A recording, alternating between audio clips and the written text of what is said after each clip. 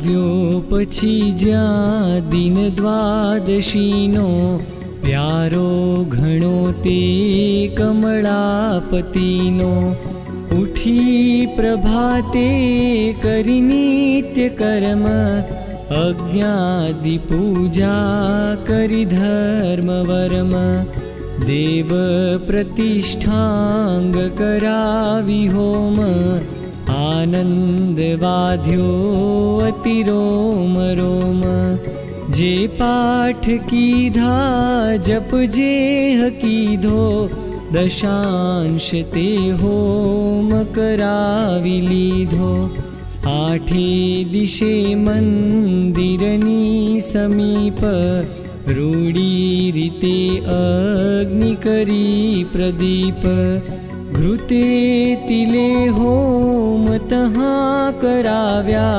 पछी महामंडल मध्य आव्या त्या मूर्तियोने हरियाप हाथे कर्यो अभिषेक द्विजोनी साथे पूजा करी वेद रुचा भणावी ते मूर्तियोने रथ मां चढ़ावी आचार्य ने आगळ तो चलाव्या बे बाजुए ऋत्विजने रखाव्या महाप्रभु पाछड़ चाली जाय वाजिंत्र नानाद विशेष थाय त्या ब्राह्मणो वेद रुचा भणे छे श्रीजी घणा स्नेह थकी सुणे छे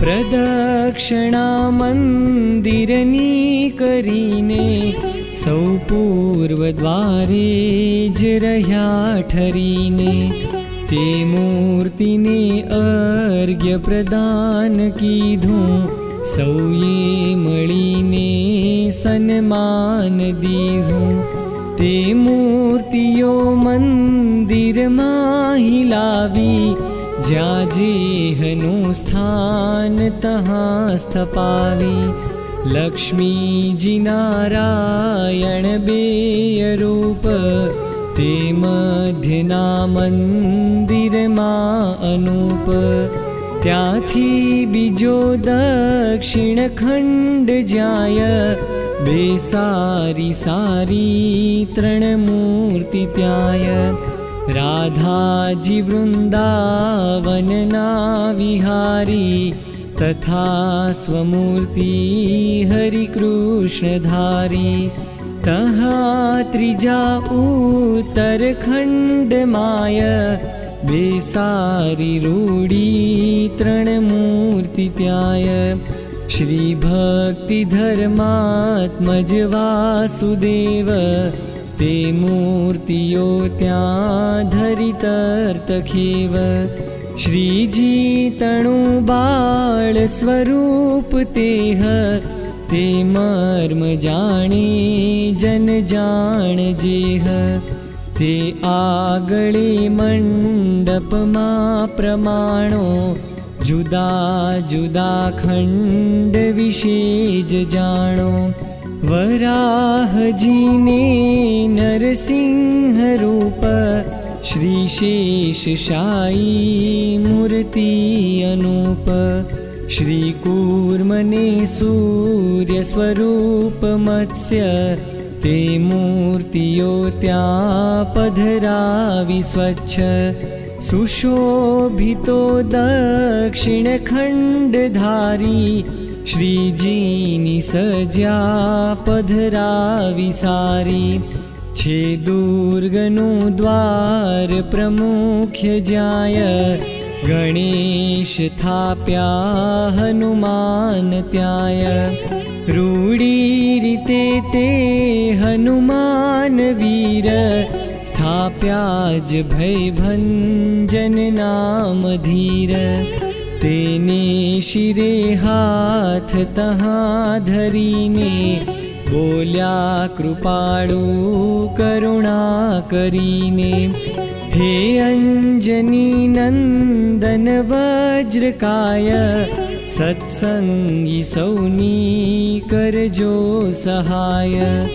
गणेश पासे गणनाथ तात, तथा तहाँ पार्वती जी मात। स्थाप्या स्वरूपो शुभ रूढ़ी रीते, ते तो विधि हूँ उचरूं सप्रीते।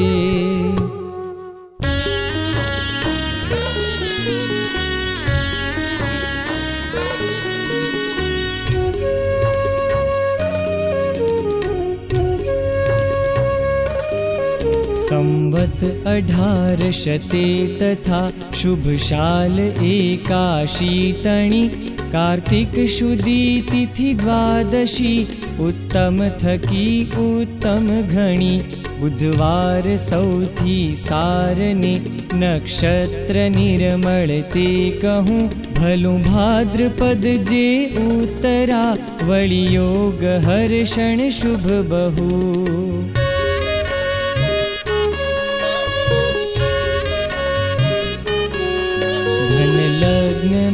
दिन प्रहर चढ़ता काम ते उत्तम कर्यूं। आश्चर्यकारी ए समय त्या रूप धर्म सुते धर्यूं। स्थापन करण थड़ जेटला, हरि तेटला रूपो धरी। सहमूर्तियोनी एक काळे, त्या प्रतिष्ठा तो करी।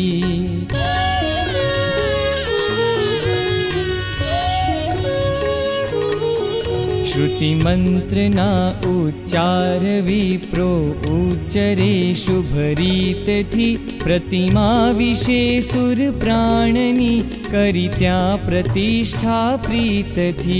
श्री रुक्मणी रूपे रमा, ते पास द्वारा मतिपति। ए रीत आवाहन कर्यूं, आनंद उर्धारी अति।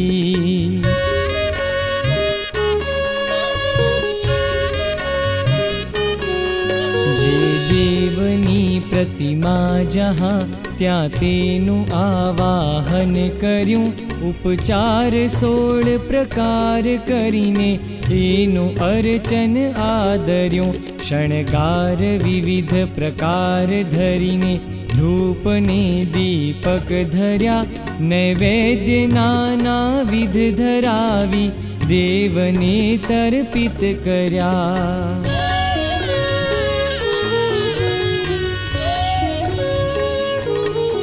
ते सर्वनी एकज समे, हरिये उतारी आरती। ते समयनी शोभा सकल तो, भाखी न शक्य भारती। कोटान कोटि शशांक सूर्य समान, तेज तहाँ दिसे।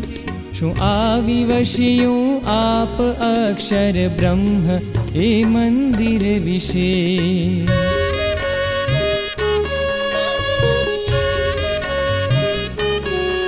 नौबत नगारा ढोल त्रासा, भेरने भुंगळ भली। शरणाई त्रुवी शंख वाजे, घंट घड़ियाळो वळी। त्या तालने मरदंग वाजे, नाद गाजे गगनमा। जय जय करे उच्चार जन सौ, मन अतिशे मगनमा।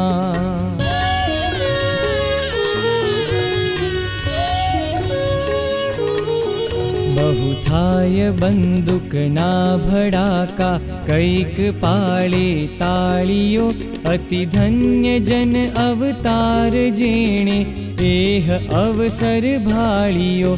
अजहर अने इंद्रादि देवो, दिव्य रूपे आविया।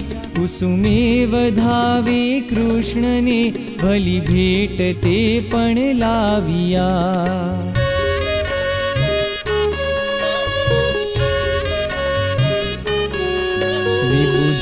विशेष विमान मां चढ़ी आविया आकाश मां।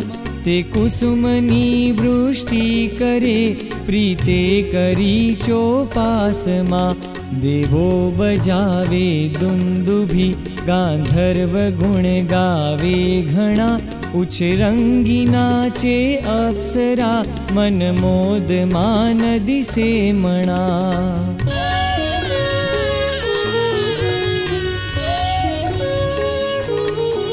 दिसे प्रफुल्लित दश दिशा, आकाश स्वच्छ जणाय छे, शीतल सुगंध सुमंद एवो, त्रिविध वायु वाय छे। स्थावर तथा जंगम सहु, भासे भला हरखे भर्या, आदित्य छांडी उष्णता, शीतल किरण सहु पर धर्या।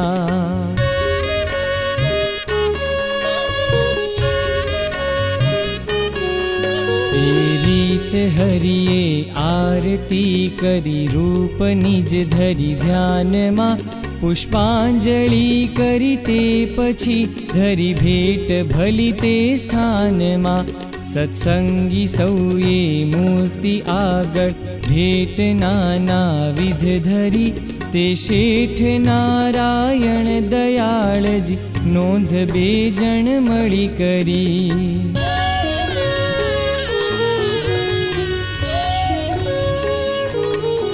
सारंग नार हे नार ते, गरकाव हरिने ज्ञान मा, जगदीश ते पछी जय बिराज्या, सुभग सज्या स्थान मा। पछी लक्ष्मी नारायण तणी, स्तुति संत सहुए उच्चरी, पण प्रथम मुक्तानंद मुनिए, एक श्लोके बेकरी।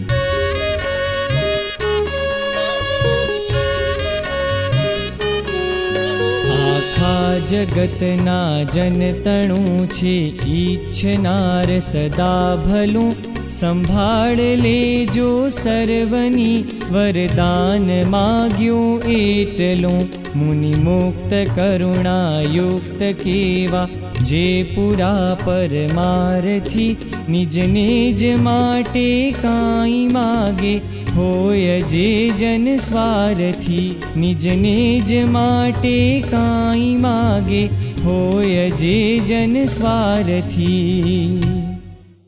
वंदु जलधि जा माता, कमळावर द्यो तमे, जगत जननी संभाळ, લ્યો સૌની માંગીએ અમે। નારાયણ દેવ વિશે સમુદ્રના જમાઈને હું વંદુ છું।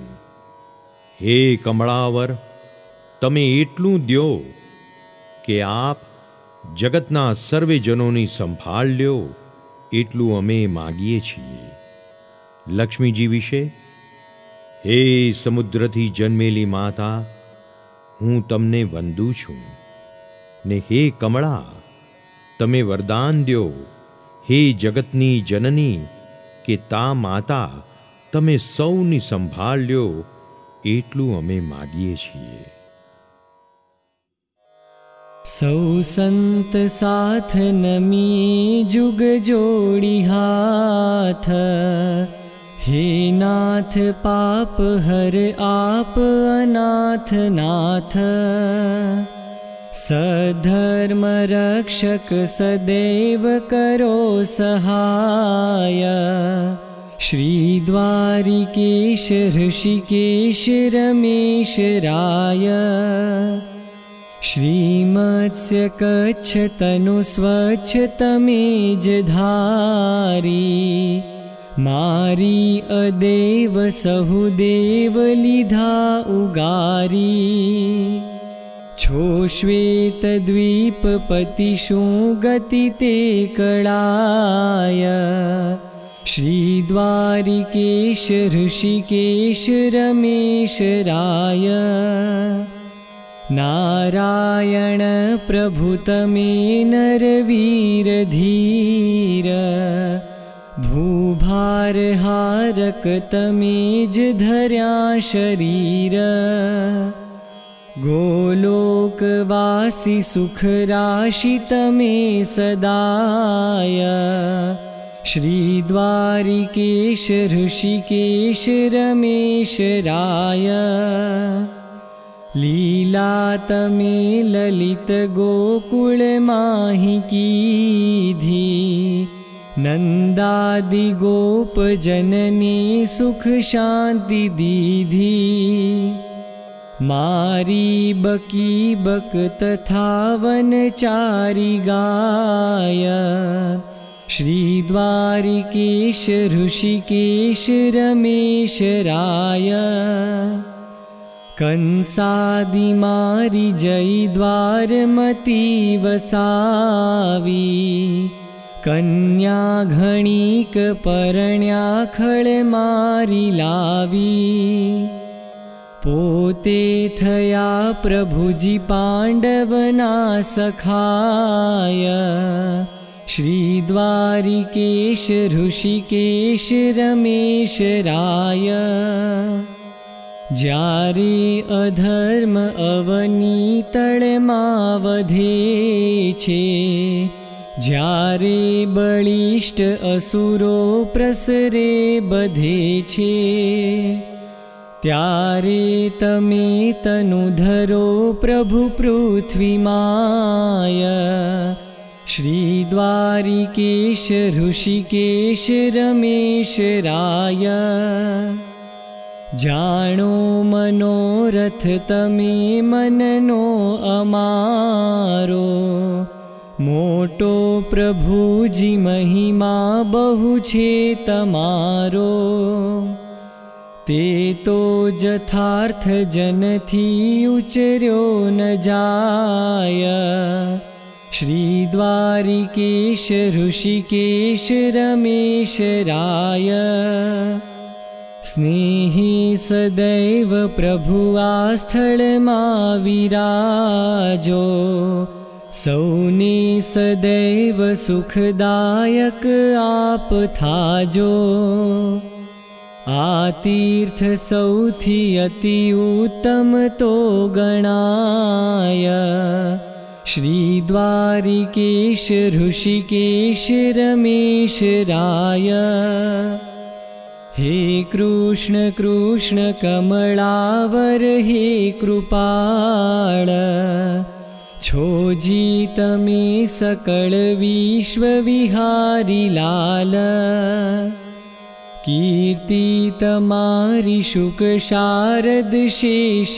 गाय श्रीद्वारिकेश ऋषिकेश रमेश राय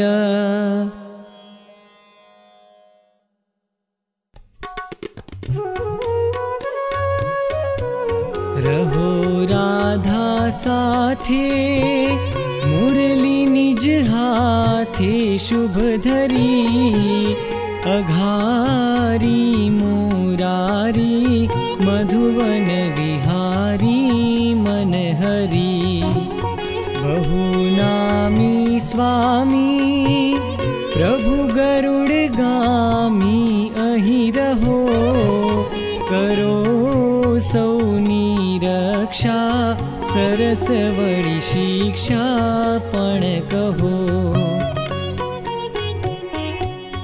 अमारा हे इष्ट प्रगट हरि कृष्ण प्रभु तमे सदा द्यो स्वाभीष्ट तव पद तणा आश्रित अमे अनेक ब्रह्मांड स्थिति लय तणा कारण अहो अमारे चित्ते आ मूर्ति रजनी वासर रहो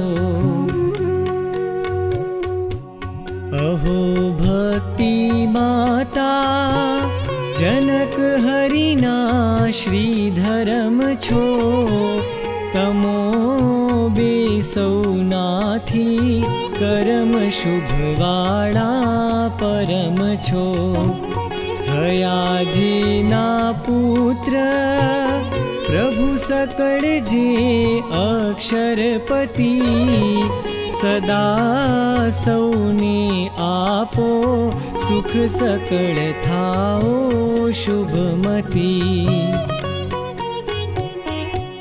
नमो वासुदेव प्रगट वृष भक्ति सुत तमे।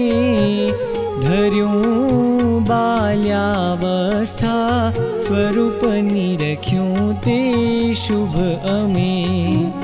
रहो साजा ताजा सकल अधिराजा सुख निधि। भले आव्या आही अम पर कृपा अति कीधी।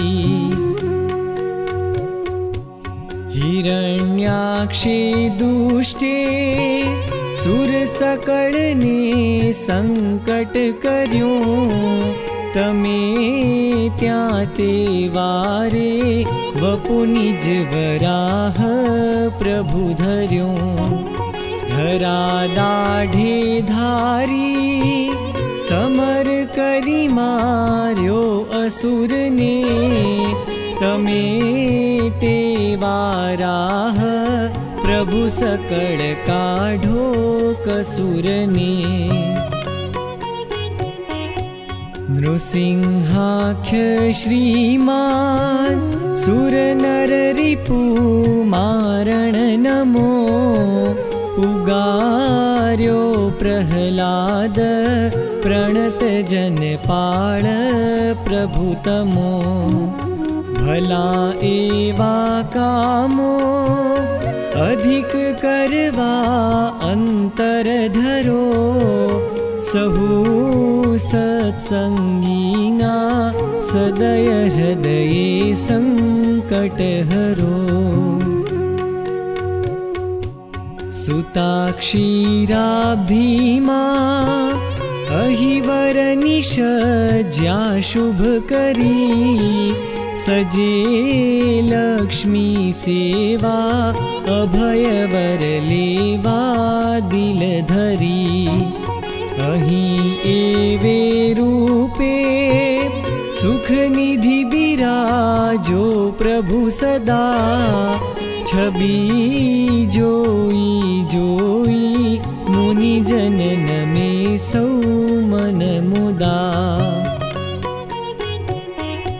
मथ्यो सिंधु ज्यारे कमठ तन त्यारे धरी हरी। धर्यो पीठे पोते गणी अलप मंद्राचल गिरी। रूड़ा काढ़्या रत्नो अधिक करियत्नो सहु मळी। तमारो ऐश्वर्य प्रभुजी न शके कोई ज कळी। अहो भानु देवा प्रगट तम जेवा सुर नहीं। सजे छे सौ सेवा अधिक सुख लेवा जन अहीं। रथे राजो छोजी सुभग वळी सप्ताश्व सहिते। रह्या छो श्री विष्णु हिरणमय रूपे जनहिते। थई मत्स्य स्वच्छ प्रबल खड़ शंखासुर हण्यो। उगार्या वेदोने जड़ जसुत ते तो जश भण्यो। तमारी ते शक्ति निरखी जन भक्ति भली करे। बिराजो आठामे धर्ममय धामे मन ठरे।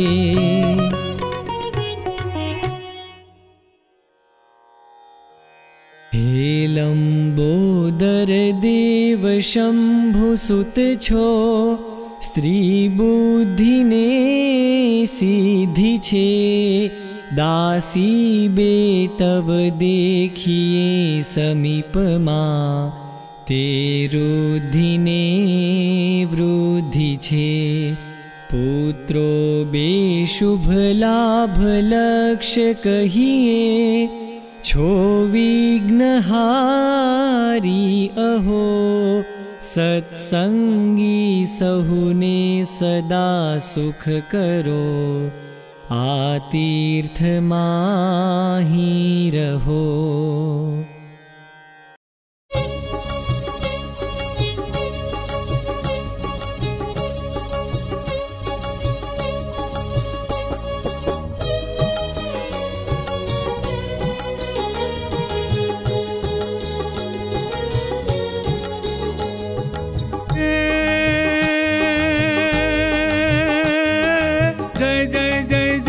जोगी धंतुर ने भांग भोगी शंभु छो सदा निरोगी बूढ़ा बाबा.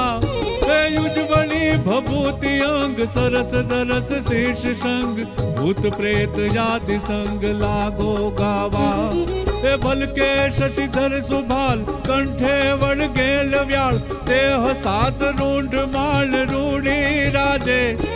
जय जय कर धर पिनाक बाजे वर वीर. हाक डमरू ने डाक यगड़ बम बम बाजे. डमरू ने डाक यगड़ बम बम बाजे.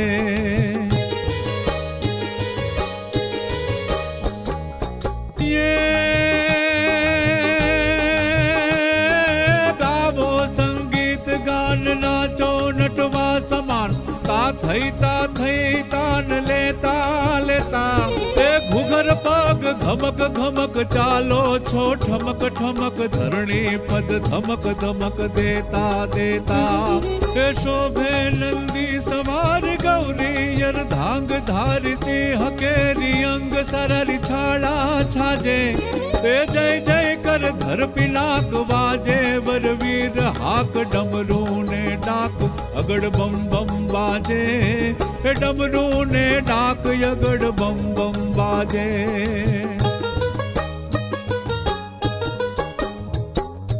ये भावे कैलाश वास का तो शमशान पास. दुनिया पर दिल उदास दीठा दीठा. लोचन छे लाल चोल अंग उग्र छे यतोल. बोलो छो मुख बोल मीठा मीठा. जापो छो मंत्र जाप भिक्षा आहार याप. याप्या भोगो यमाप भक्तो काजे. जय जय कर धर पिनाक बाजे वर वीर. हाक डमरू ने डाक अगड़ बम बम बाजे. डमरू ने डाक यगड़ बम बम बाजे.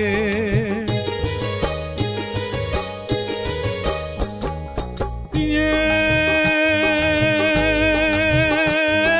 ब्रह्मा विष्णु स्वरूप जाप त्रणे एक रूप. भगवन त्रिभुवन भूप संतो जाने.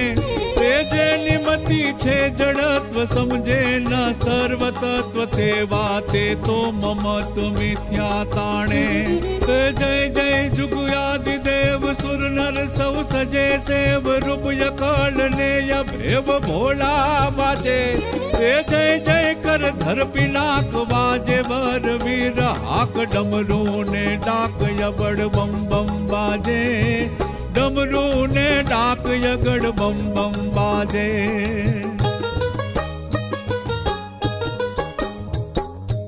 ये जय जय सर्वज्ञ श्याम वेद वदे वाम नाम. असुर सूर कर प्रणाम पासे आवी. जय जय जोगींद्र वेश मृडहर शंभु महेश. जस वदे सदेव शेष मन मालावी. जय जय जगमात तात यकल रूप छे. अघात कुक्षी मां समुद्र साथ गंभीर गाजे. जय जय कर धर पिनाक बाजे वर वीर. हाक डमरू ने डाक यगड़ बम बम बाजे. डमरू ने डाक यगड़ बम बम बाजे.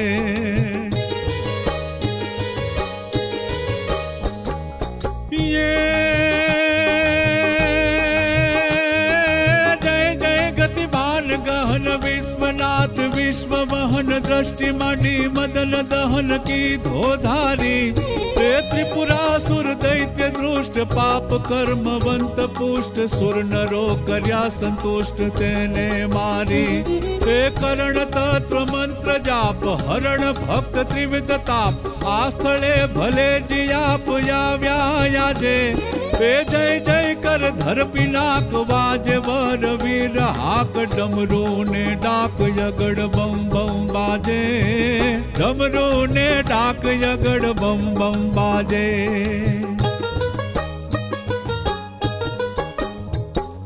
ये जय जय करुणा निधान यमर बाल छो ईशान आप नार भयदान छो जी आपे की दुविष विषम पान राखवा सकल जहान कौन आपना समान संकट कापे ते दातृता तुम्हारी धन्य दास नो नसाड्यो धन्य देखी देखी देव अन्य दाता लाजे ते जय जय कर धर पिनाक बाजे वर वीर हाक डमरू ने डाक यगड़ बम बम बाजे डमरू ने डाक यगड़ बम बम बाजे।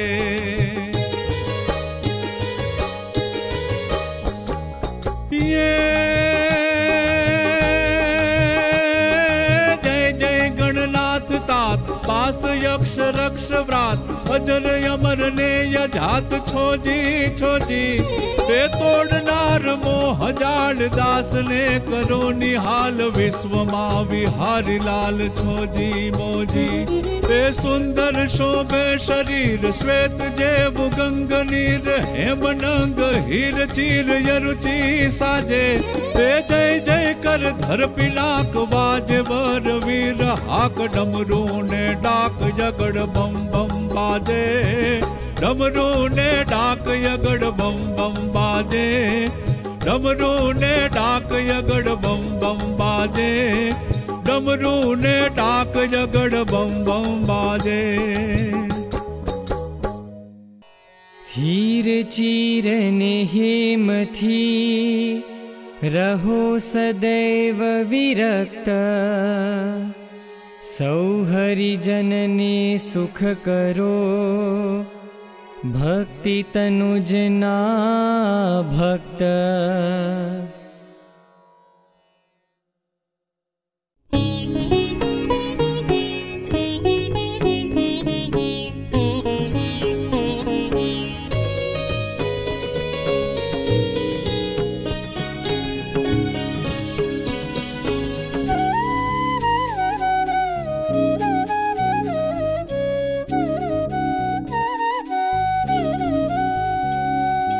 अंजनी नंदन छो जगवंदन सिंदूर चंदन चर्चित अंगे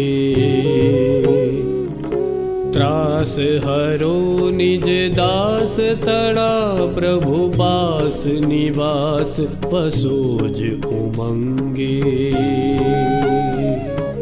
छो विषयोथि विरक्त सदा हरि भक्त हरि जनना भयहारी हे हनुमान महाबलवान दियो सुखदान दया दिलधारी।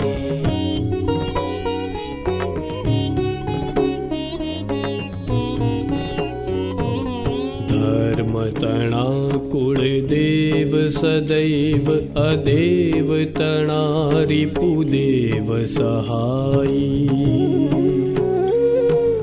जंग प्रसंग उमंग चढ़े अणभंग लड़ो धरि धीरज धाई ज्यां वृष शीश पड्यूं कछु संकट त्यां झट आवी करी की कियारी। हे हनुमान महाबलवान दियो सुखदान दया दिलधारी।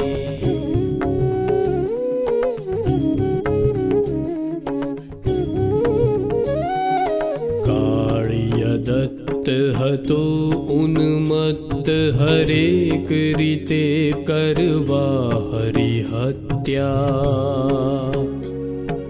छठी दिने हरिने हरवा करवा दुख प्रेरे कुढंगिणी कृत्या।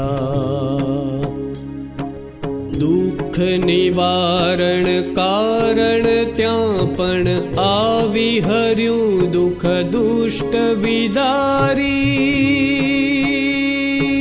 हे हनुमान महाबलवान दियो सुखदान दया दिलधारी।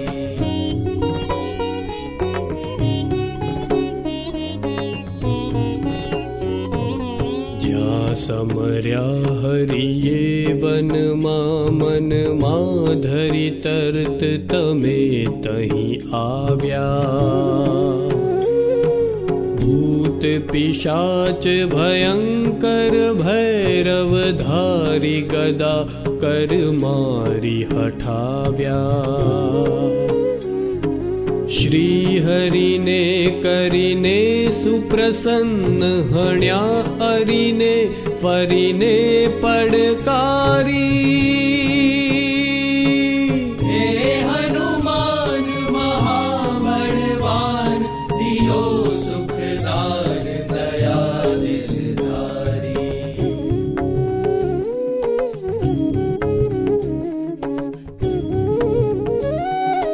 काम करी घनश्याम तणु निज धाम गया प्रणाम करीने। ज्यां समरे हरि राय तहां वळी आवी सहाय करीज फरीने। वीर विजोगथि धीर तजी हरि वीर निधीरज आवी वधारी। हे हनुमान महाबलवान दियो सुखदान दया दिलधारी।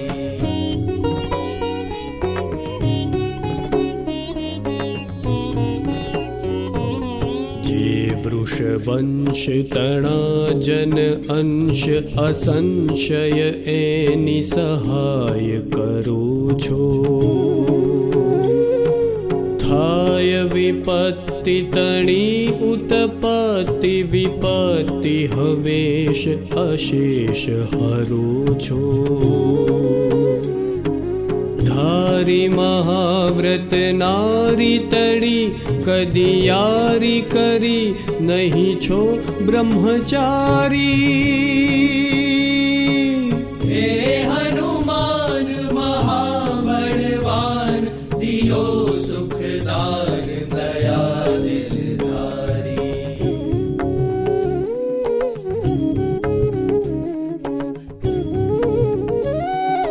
हे हरिदूत मरुत सपूत करो अद्भुत क्रिया झट कूदी। इंद्रिय जीत अभीत सदा प्रभु मां दृढ़ प्रीत निरीत जजूदी। छो भय भंजन राक्षस गंजन नाथ निरंजन रंजनकारी। हे हनुमान महाबलवान दियो सुखदान दया दिलधारी।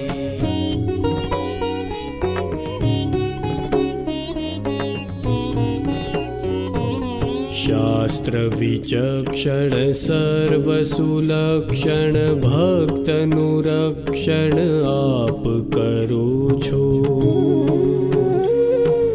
वर्म तमे सत्कर्म तणा मन मर्म धरी शुभ धर्म धरो छो। दुर्लभ देव भजा करि सुलभ वल्लभ श्री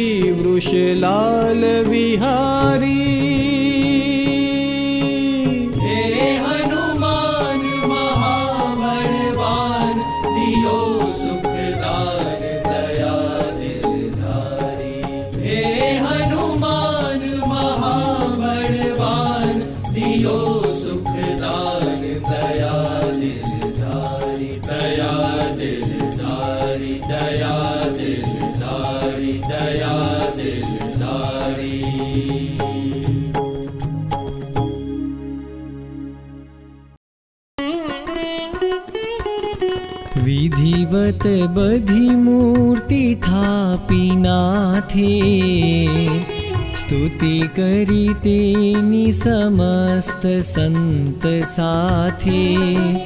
हरिवर तणु ते चरित्र सारूं, मनन करो मन सर्वदा अमारूं। इति श्री हरिलीलामृते अष्टमकलशे अष्टाविंशतितमो विश्रामः। सब्सक्राइब कीजिए राजकोट गुरुकुल चैनल को और बेल आइकन को दबाएं लेटेस्ट वीडियो सबसे पहले देखने के लिए।